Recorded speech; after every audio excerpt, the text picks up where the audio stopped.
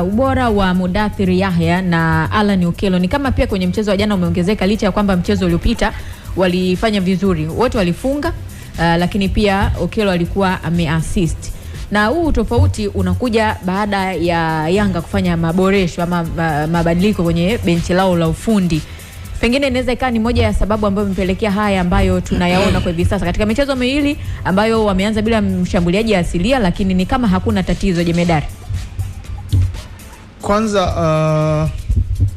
kwa heshima kabisa, ukiwa na heshima tunawapongeza Young Africa kwa kuwa na mchezo mzuri. Bahati nzuri moja ni kwamba haya tunayozungumza kwenye hii mechi iliyopita yanatokea wakati Yanga wamefanya hayo mabadiliko.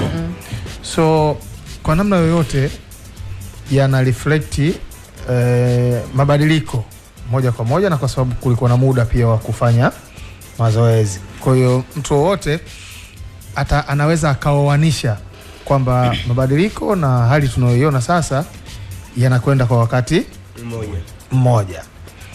Lakini pia unajua kwa nini mechi hii tunaizungumza sana? Kwa sababu ya kiwango ambacho Pamba umekuwa kikiweka kiwanjani kwenye msimu huu. Sawa? Tukubaliane wote, Pamba kabla hajafika jana walikuwa hawajawahi kupoteza kwenye kiwanja chao. Regardless the visit ambayo imefanywa kule na wakubwa wengine. Wamefanya visit Azam, wamefanya visit Simba Sports. Na hawa wote hata Singida pia. Na hata Singida. Na hawa wote wameambulia sare, si ndio? Sasa kwa nini watu wanaona tunaizungumzia sana Pamba na ilivyokuwa jana? Kuna tofauti kubwa sana Pamba ambao tulikuwa tunaizungumza jana kabla ya mechi na mchezo wenyewe ulivyokuwa. Pamba kwa nini tulikuwa tunaizungumza sana na tulikuwa tuna matarajio makubwa kwa namna Pamba ilivyokuwa inacheza msimu huu kabla haijakutana na Yanga jana, hasa ikicheza CCM Kirumba. Ilivyocheza jana imecheza hovyo. Inatia mashaka. Haitii mashaka, imecheza hovyo. Mwalimu mwenyewe ameshindwa kujua as to why wachezaji wake wamecheza hivi walivyocheza. Kwa hiyo pia pamoja na ubora wa Young Africa, lakini pia Pamba wenyewe pia na wenyewe hawakuwa kwenye kiwango chao, kiwango ambacho tumekuwa tukikiona msimu huu tangu umeanza, more especially wanapocheza nyumbani na hasa wanapocheza na timu ambazo tunaamini ndio timu kubwa kwenye ligi yetu. Jana kulikuwa na makosa mengi, lakini kiwango kinaweza kikaathiriwa kulingana na mpinzani alivyokuja kabisa. Ndio maana nimesema hata kwenye mimi nimecomment mara moja tu, niliweka kwenye half time nikasema kama Pamba watarudi hivi basi watakuwa na nusu ya pili mbaya zaidi kuliko ilivyo kawaida, kwa sababu eneo la kiungo Kevin Nation amekuwa mmoja kati ya watu wanaotajwa sana, unazungumzwa, sijui amesajiliwa huko, amekuwa vile he was out of form. Tena kuna tukio moja hivi wanashindana na Mudathir kashikana mkono. Apata hero ile. Kila eneo alilotaka kwenda kubato kwa kutumia nguvu alikuwa anaachwa, watu wanamuona. Maeneo passing accuracy was poor. Uwezo wa kupokonya ulikuwa mdogo. Kibailo na yeye akaishia kwenda kucheza rafu somewhere. Eneo la kiungo kuna wakati mpira unavyoanza hivi kidogo, pamoja na kwamba walifungwa goli la mapema, lakini kuna wakati ulikuwa you could see kwamba wanaweza wakashindana. Nafikiri labda kutokuwepo kwa yule mchezaji wao Mwashinga alikuwepo.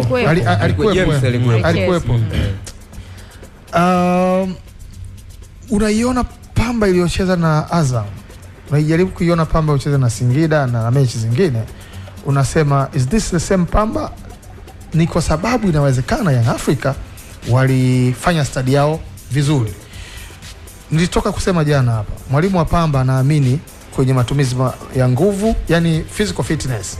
Ukiwa fit vya kutosha unaweza yani fitness inakuwa mtumwa wa mambo mengine, inakuwa mtumwa wa tactical awareness, inakuwa mtumwa wa technicalities, kwa sababu unaweza kuzifanya kwa ustadi kwa sababu uko fit. Lakini sasa ukikutana na watu pia na wenyewe wamekustadi, kwangu mimi kama jana nilisema kwamba walimu wa Young Africa inawezekana walifanya study ya kutosha, wakajua hawa ni watu wanaotumia nguvu, wanaocheza kwa mtindo huu, tuwaachie hiyo nafasi ya wao kutumia nguvu and everything, lakini sisi tutawapata hawa kwenye breakthrough and counter attacks. Na ni breakthroughs ndio zilizoua kwenye magoli yale mawili ya mwanzo. Wakafungwa mapema kabisa. Sasa hata kama una nguvu kama alivyokuwa nani tuseme Power Mabula Mabula lakini with time nguvu zako zinaendelea kuisha kidogo. Nakumbuka Muhammad Ali mwaka 1974 anapigana Kongo. Nataka Bondia ananitoka bana. Ali alikuwa mdogo lakini anapopigwa kadiri ukisoma kile kwenye kitabu unaambiwa kwamba zilikuwa zinarushwa ngumi ambazo zinaweza zikamdondosha ng'ombe. Lakini Ali alikuwa anazihimili kidogo na kadiri punch moja kwenda nyingine nguvu zilikuwa zinafanyaje? Zinamwisha mpiga ngumi. Mwisho wa siku Ali akashinda pambano kwa bingwa wa dunia kwa sababu tu ya kufanya SWOT analysis, ukajua huyu strength yake iko sehemu gani, weakness iko wapi, na sasa sisi tunaweza kutumia weakness zake kufanya hivi, opportunities zake ni hizi na threat kwake ni nini. Kwa hiyo mkaenda kiwanjani mkashinda kwa kutumia madhaifu yake. Pamba jana walikuwa exposed. I've never seen Pamba wako exposed kama ilivyokuwa jana. Ndio maana mpaka watu wako wanaona kwamba kuna wakati kama Mangalo goli la pili nafikiri alikuwa kama vile ball watcher tu, alipika kwa kule pembeni, unaelewa. Ni kwa sababu Young Africa walifanya study nzuri. Sasa kama beki unaweza ukawa kama ball watcher tu, wakati mwingine hahitaji kama mpinzani alikufanyia na nini, wakati mwingine unaweza kawa ni uzembe kama wewe ndio coach. Umecheza mpira Juma, ndio there is a time uko katika dilemma na kwenda kwa mtu kule au nabaki kwenye space. Inatokea kwenye mpira. Ndio. Na hujafanya maamuzi, pasi ikishapigwa wewe ni ball watcher and you are left. Watu wanakwenda kwa sababu watu hawezi kubaki na akili yako wewe. Kwenye mpira mwenye mpira ndo watu wote wanamfuata yeye, akili yake ndo inaamua. Sasa hivi tugeuke, sasa hivi tuende nyuma. Hiyo situation ya kudelay kwenye mpira mabeki yani wasiokuwa na mpira wana anticipate kama mpira unaweza kaenda pale. Sawa, una mtu wako lakini una anticipate kwamba mpira unaweza kwenda pale. Hata wasiokuwa na mpira kwamba yule cross yake inaweza ikawa mbele au ikawa nyuma. Kwa zile anticipation zisipokwenda kwa upande wako you are left. Na ukidelay kama hivyo unavyosema, tunampongeza anayefanya alipiga cross sawa sawa, ama wewe lazima tukulaumu. Ukipitwa that's your mistake. Lakini kwenye marking kuna kitu kinaitwa delaying tactic. Sawa, uwezi kwenda ukaenda kujiuza, una delay a little bit ukiona kwamba nikienda moja kwa moja huu pasi anaweza akapiga pale, au unafanya delay ili mwingine aje kufanya nini, aje kunisaidia. Sasa wakati unafanya delay na mpira umepigwa, you are left. That's football. Kwa sababu watu waishi na akili yako wewe, tunaishi na akili ya mwenye mpira. Ndio. Kwa hiyo inawezekana kabisa watu wakaona Pamba walikuwa wako hivyo, lakini kwa sababu kwenye transition, kwenye breakthrough walikuwa wanaachwa, wanashindwa kufanya maamuzi. Hivi tuwe wa kweli kabisa, ukweli wa kawaida.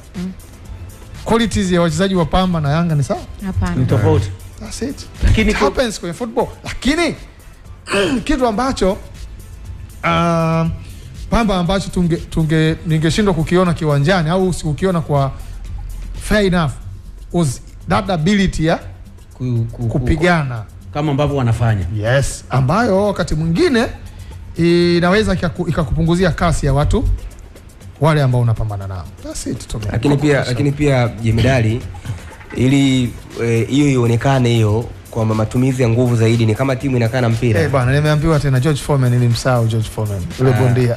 Bwana, huyu ni advocate Juma, huyu anaitwa advocate Juma nani? Mnamfahamu huyu?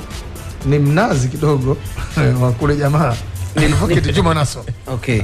Nilitaka nikuulize, kocha anasema aelewi, lakini amekwenda mapumziko, ameshafungwa. Manake watu walikwenda viumbani kule, hata mwalimu bado alikuwa aelewi kwamba anapaswa kuja kufanya nini second half, arudishe magoli ama magoli yasiongezeke. Lakini bado kipindi cha pili hakuna chochote ambacho kilifanyika kwa upande wa timu yake zaidi ya kuendelea kuconcede. Hii kauli ya coach nao ni kama ina utata, kwa sababu yeye ndio mkuu wa masuala yote ya kiufundi, na umeenda mapumziko timu yako iko nyuma 2 goals. Inategemea, unajua unaweza ukawa unaizungumza hiyo kauli kwenye mazingira yote mawili. Haelewi kwa sababu ya kile ambacho yeye alikiplan uwanjani anaona hakifanyi kazi. Yaani na ni kwa sababu sio kwamba watu hawafanye anachokitaka. Unacheza na nani? Watu wameamua kudeal na kile ambacho unaamini ni kitu bora kwako. Na ukiangalia hayo, Pamba wamecheza fouls nyingi sana. Ni kwa sababu wao na matumizi makubwa ya nguvu. Young Africans wanachokifanya, tengeneza mazingira ambayo sitapata faida ya mpira. Wao wanatumia nguvu. Tunakaa kwenye njia tu. Umekuja umenigonga, mpira ni wa kwetu, tunaanza upya. Na kuna nyakati ilikuwa inatokea, unaona namna ambavyo wanaamua kupasiana. Kama ulimsikiliza kocha Pedro kuelekea kwenye mechi, alisema watu wasitegemee mpira mzuri. Ni kwa sababu uwanja pia hauruhusu. Kwa hiyo ni one touch football. Chukua mpira, achia mpira, tuondoke. Kwa hiyo hata Pamba kuja kufika kwenye baadhi ya maeneo unajikuta tayari umechelewa. Unafika sehemu ambako mpira haupo, tayari mpira umemove. Kwa hiyo mwisho siku kile ambacho mwalimu anakizungumza ni kwa sababu game plan yake watu wamekuja ku outshine, wamekuja tofauti. Na Juma, umewahi kuulizwa maswali ambayo hujayategemea? Lazima upate kitete. Lazima utetemeke. Wewe umekuwa mwalimu? Ndio. Ni vile tu wanafunzi hao wa kileo wengi reasoning yao pia wakati huko chini na kwa bado na wengine anaweza kuwa anaogopa kumuuliza mwalimu na nini, akiweza kuwa na maswali yanayo. Kama angekutokea tu akakuuliza hivi mwalimu, maybe mwalimu usingeelewa yani ungekutwa sehemu watu wanasema sasa mwalimu vipi sasa. Unaelewa? Mimi nimemwona yule mwalimu jana kwa fulani anaonyesha kwenye TV, anamuita yule mwenzie anaandika. Wana discuss anaandika. Kuna muda aligeukia mpaka benchi ile akashika na nini. Nilichokuja kugundua ni kwamba mwalimu hata yeye alichokutana nacho kiwanjani hakutegemea. Labda hata vile alivyozungumza na wachezaji wake na wanavyofanya kiwanjani hajategemea. Ndio maana wenzetu tumebenchi yao wanakuwa makubwa sana. Kuna watu wanakuwa wako juu. Mtu mwingine yeye kazi yake ni kusoma tu mchezo peke yake. Na hakuna kitu kigumu kwenye coaching kama game reading. Unaona jana kinachotokea kiwanjani. Inawezekana kocha mzuri tactically akana kuelekeza tutafanya hivi, itakuwa hapa, lakini tukienda kiwanjani kile kinatokea kinatokea kitu cha tofauti. Kwa mtu anayepaswa kukuambia sasa kwamba wapi tunakosea ni game leader, and you need to have a game leader ambaye ni mzuri, asome ajue bana, aje kukuambia unajua tunapochanganyikiwa ni kwa sababu Ashraf afanye majukumu yake, lakini tunashambuliwa huku, lakini tatizo linaanzia